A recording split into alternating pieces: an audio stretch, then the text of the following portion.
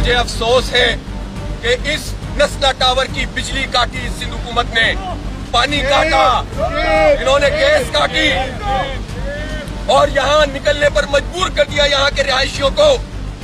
Justice गुलजार साहब, आपने अपने तमाम कागजात देखते हुए अगर कोई जगह ली हो और आपने देखा हो कि उसमें तमाम तर एनओसीज मौजूद हैं और फिर आप पूरी पेमेंट कर दें, आपकी तो तनख्वाह भी ज्यादा है, आपकी तो मराहत भी ज्यादा है, लेकिन आप भी अगर तमाम एनओसीज देखकर किसी जगह पर फ्लैट बुक कराएंगे या जगह खरीदेंगे और कोई उस वक्त का चीफ जस्टिस आकर आपके बच्चों के सामने आपके घर को तोड़ रहा होगा, तो आप बताएं आप पर और आपके बच्चों पर और आपके पोता पोती और आपके नवासे नवासियों पे क्या गुजरेगी। इन लोगों का क्या कसूर है, इन बच्चों का क्या कसूर है जिनके सामने उनका घर तोड़ा जा रहा है।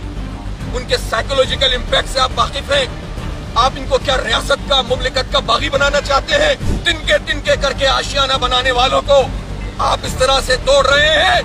दुनिया की अदालतों में भी आपको शायद सामना करना पड़ेगा, लेकिन अल्लाह की अदालत में आपको आना पड़ेगा। जस्टिस साहब, 2019 में सुप्रीम कोर्ट ऑफ पाकिस्तान में केस आया कि ये जो ग्रैंड हयात होटल है उसकी जगह पर जो तामीरात हो रही हैं ये नाजायज है।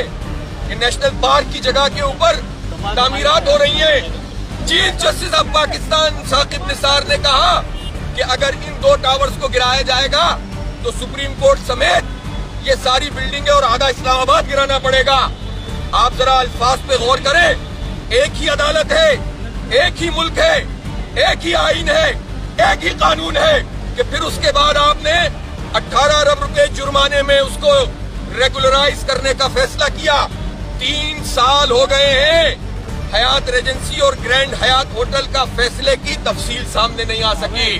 नस्ला टावर पे आप रोज 2 मरतबा कहते हैं, कभी बम से उड़ा दो और कभी पूरे शहर की मशीनरी लाकर इसको तहस नहस कर दो।